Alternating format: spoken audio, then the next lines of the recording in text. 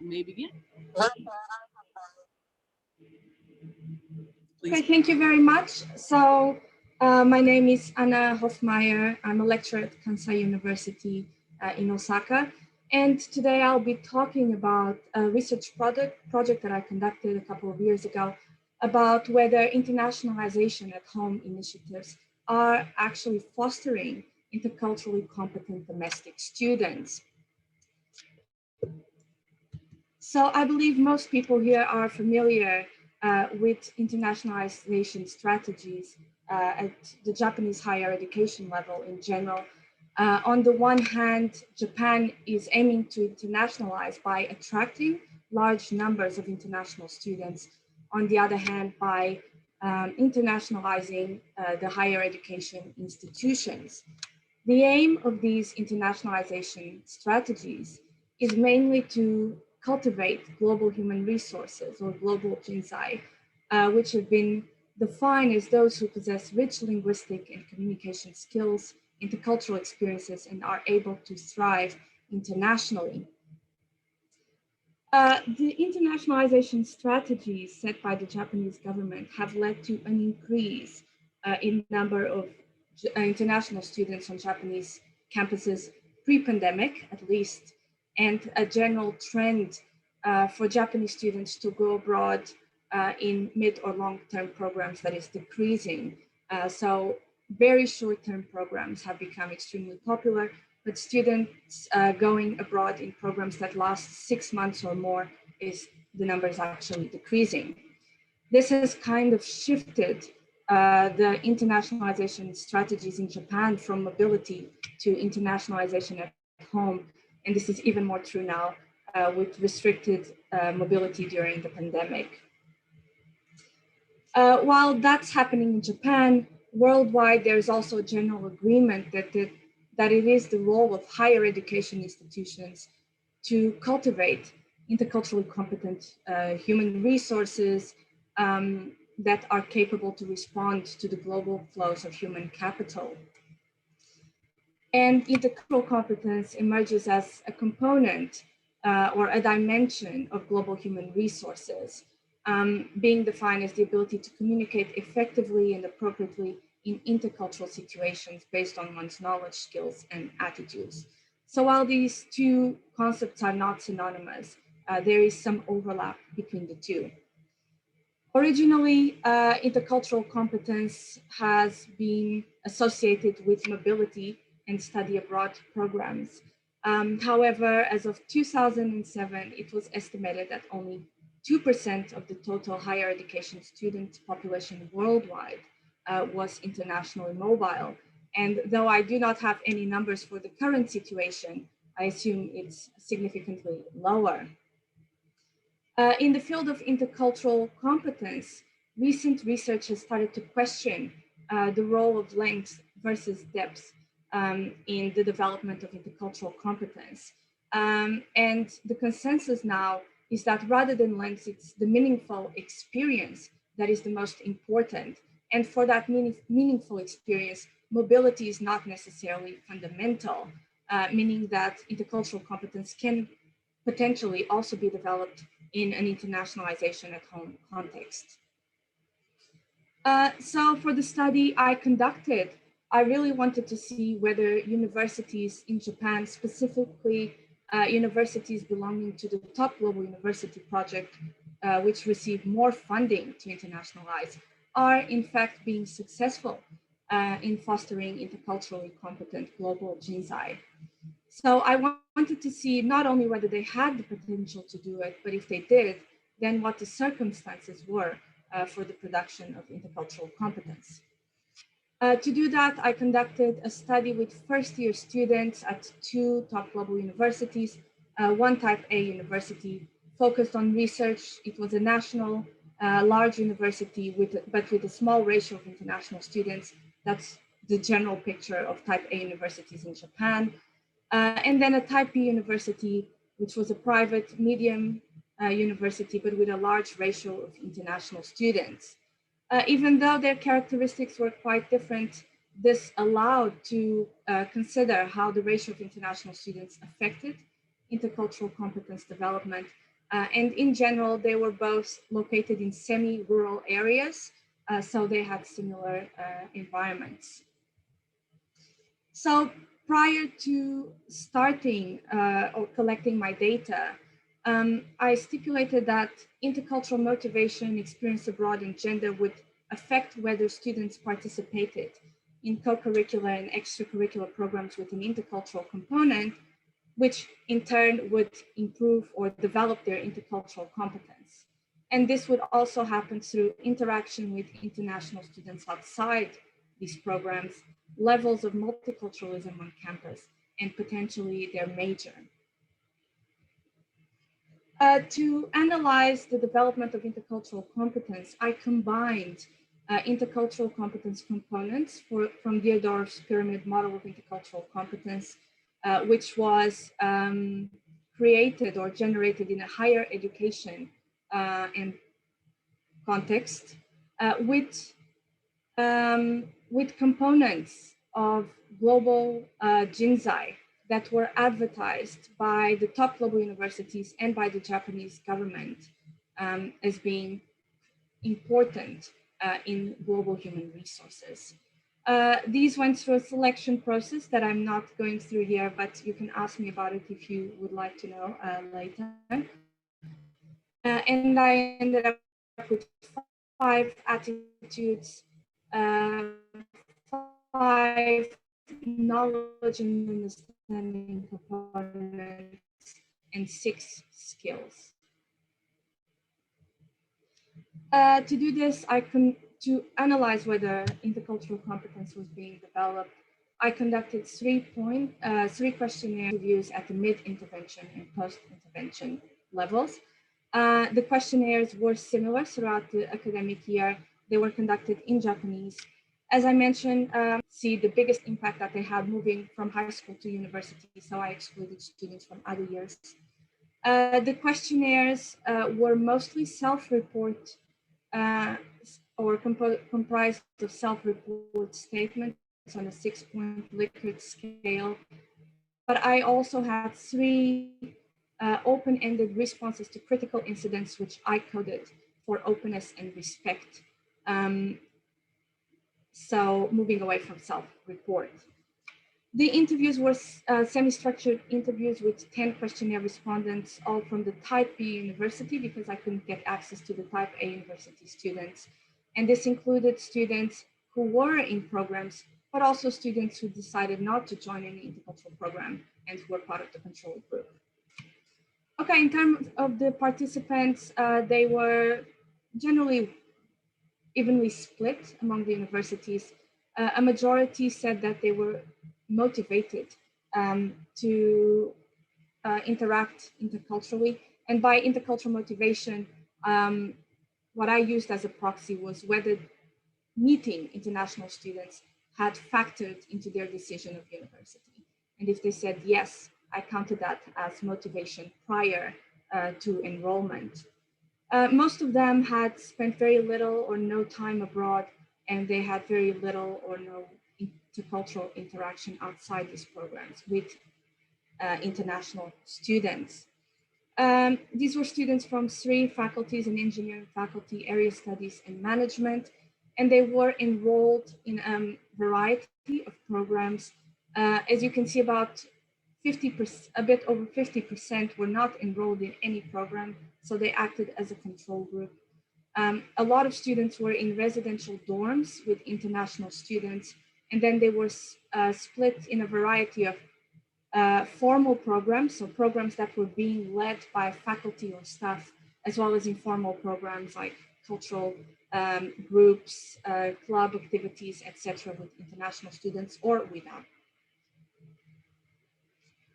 So in terms of the baseline values, so these values were the values in the first 2 weeks of the academic year when they had just entered university and they had just joined the programs.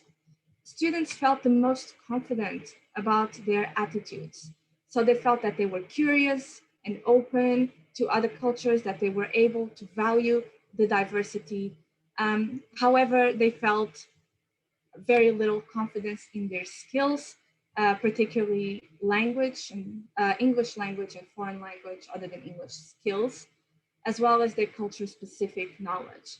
So at this stage, there was clearly a gap between students' intention or openness to intercultural contact and their feeling in their ability to be able to do so.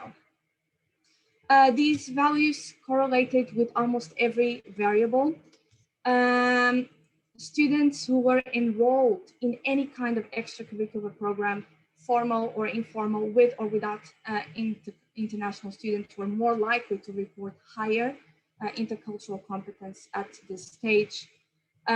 Students in the more multicultural campus at the Type B university also reported higher intercultural competence, and this was also correlated with intercultural motivation, as 80% of the students who said they were interculturally motivated were from the Type B university. Students who had spent over 6 months abroad were also more likely to report higher intercultural knowledge and skills. Students who had spent less than 6 months abroad or no time were less likely to do so. Finally, students with intercultural contact outside the scope of the programs and female students were also more likely to report higher intercultural competence. So these values are not really telling us the significance of the programs. They're giving us an idea or a picture of the students as they arrived at university. And so we can actually kind of determine that students with who felt that they were more interculturally competent were more likely to enroll in these programs, were more likely to seek intercultural contact outside of the programs as well. Then at the mid-intervention levels, some of the students had more experience abroad and reported more intercultural interaction, which is normal. They had a whole semester to do so. At this stage, unlike what I was expecting, many of the self-report values actually went down. So especially in terms of student attitudes. So after one semester, students felt that they were less curious, less open, less adaptable to other cultures as well. This is not unusual. Many students who start getting to know other cultures suddenly feel that they don't have that knowledge anymore. They realize how vast intercultural knowledge can be, and they suddenly feel that they are less competent. By contrast, results from the open-ended scenarios that I coded for openness and respect show that most students actually increased, or in general, there was more openness and more respect at the end of one semester, but certainly the students did not have that perception. They felt that they had decreased. Sorry, one last point is that at this stage, there were really no correlations with any of the variables, just general information. At the post-intervention stage, I only managed to get answers from 31 students.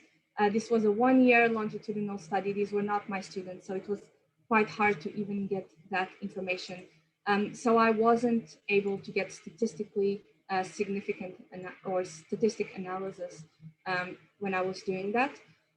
In general, students were well balanced between the two universities, but most students had study abroad experience and some degree of intercultural interaction outside the scope of the programs. At the post-intervention level, you can see that many of these values recovered.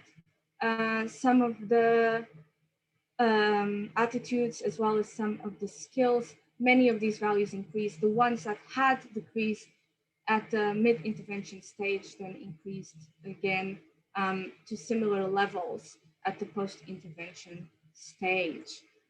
You'll notice that despite that, and despite the great increase in English language and other skills remain the dimension of intercultural competence with the lowest confidence in the students, among students, suggesting that further interventions aimed at improving students' confidence in their intercultural skills might be necessary beyond the first academic year.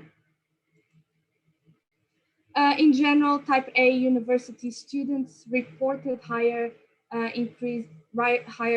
or most development in knowledge and understanding skills, whereas type B university students felt that their skills had gone up more, but that they were less open. So there was an actual decrease in their self-reported attitudes after the 1-year period. From the open-ended intercultural scenario responses perspective, there was actually a steady increase in student openness and respect throughout the year, but their perceptions did not necessarily align with that. There was also a big difference between students who were having formal interactions, so through structured programs led by faculty, and students who were in informal programs. So students who were in formal programs were more likely to feel, to report higher intercultural competence skills and attitudes and knowledge, whereas students who were in intercultural, who had informal intercultural contact, for example, through residential programs or just on campus, actually had a decrease in openness, not only self-reported, but also in the intercultural scenarios that they responded to, they became less open. So at the end of the study, I revised my theoretical model of how intercultural competence was being developed. In fact, confidence kind of emerged as a key factor in influencing the development of intercultural competence or mediating the development. Time spent abroad prior to enrollment, whether students were intercultural motivated and gender, affected students' confidence in their intercultural competence levels prior to enrollment or just at the start of their first year. In turn, that confidence affected whether they engaged with multiculturalism on campus, whether they participated in extracurricular programs with an intercultural focus, and whether they interacted also with international students outside these programs. And these, in turn, affected intercultural competence. Time spent abroad prior to enrollment also directly affected intercultural competence. So very quickly, I'll just go through some of the factors that were identified by students in interviews as supporting or hindering this intercultural competence development. There were 3 types of factors mentioned: organizational, social, and personal. In terms of supporting factors, students, one of the most mentioned factors was the collaborative group tasks with international students. This happened either in formal programs or in informal initiatives such as the residential program. Also, the existence of shared rooms and common spaces in the residential dorms. International students were also quite important by providing support with foreign language learning and also by acting as inspiring role models, as most of them already spoke 2 languages, sometimes 3. So Japanese students felt that they could maybe also be able to speak a second or even a third language. In terms of personal factors, students' own sense of initiative and their confidence in basic English skills or interest in social interaction in other cultures were identified by interviewees as being important. And this matches results from the quantitative study. In terms of hindering factors, students complained about the predominance of single rooms or lack of common areas in the dorms, and also a lack of formal events aimed at facilitating interaction. So this supports findings that formal initiatives might be a lot more effective than just having international students on campus for informal contact. In addition, and not an unusual complaint is the formation of ethnic clusters, so students from the same nationality or area gathered together. They didn't complain only about international students, they complained about the Japanese students as well, who grouped together.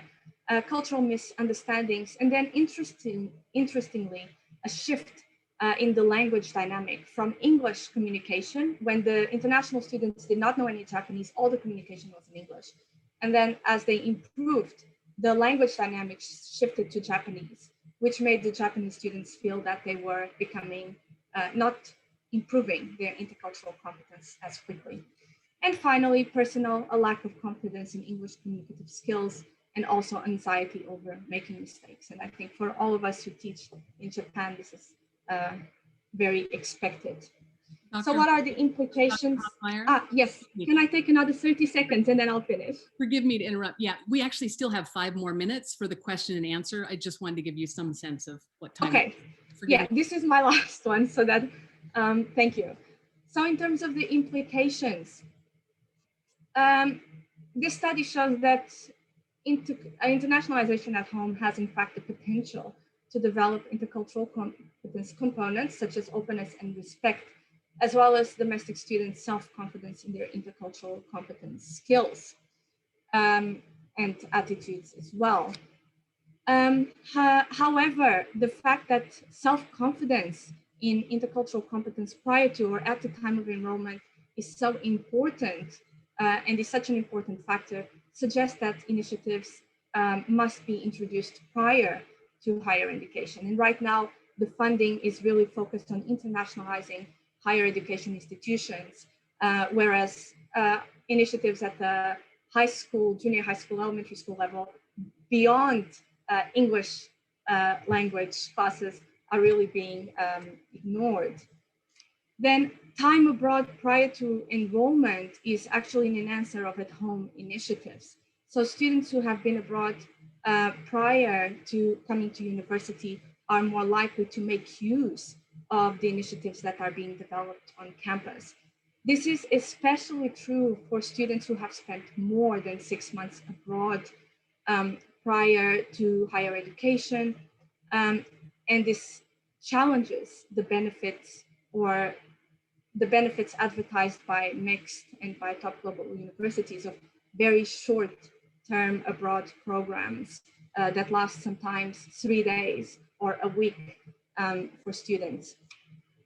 Also, formal interventions emerge from the study as being much more useful than just having large numbers of international students. And it really questions this idea of having international students on campus as a proxy for the cultivation of global human resources. And finally, the decline in student confidence at the mid-intervention stage, especially when we consider that confidence is such an important factor influencing students' engagement with others, really suggests that interventions beyond this culture shock stage at the 4, 5, 6 months are necessary, and that universities should perhaps consider interventions that last a year rather than a short 4, 5, or 6 months. And that is all for me. Thank you very much.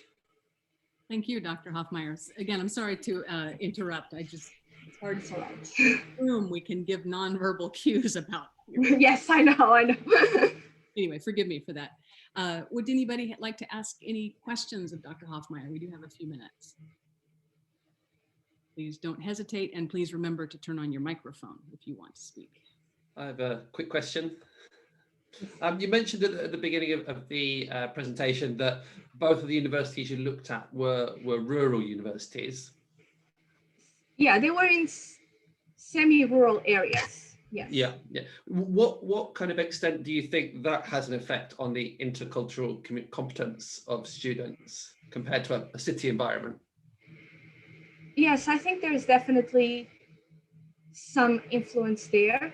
Students could not easily go to a big city and meet other international students, but also the fact that these universities, the campuses were slightly isolated, meaning that the students spent a lot of time on campus with international students, and they didn't necessarily seek contact with others outside of campus. And actually, one of my questions was whether they had a lot of interaction with students outside of campus. Most of them did not. Only a few actually looked for that kind of interaction. I'm not sure whether in bigger universities in big cities like Osaka, that would make a big difference.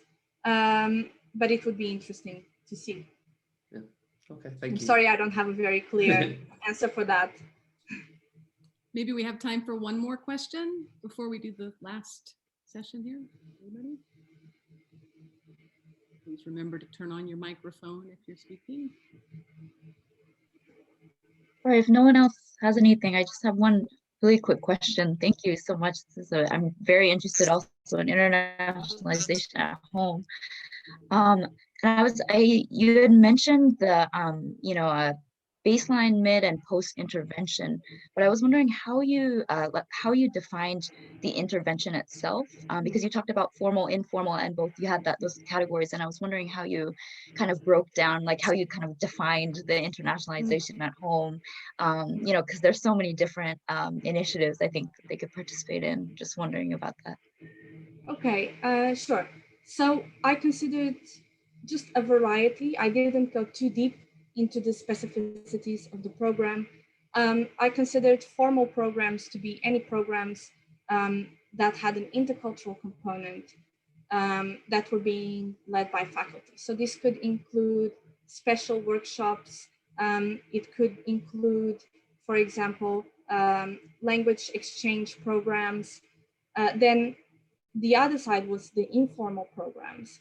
And this was, for example, residential programs where there is no one telling students what to do or giving them instructions.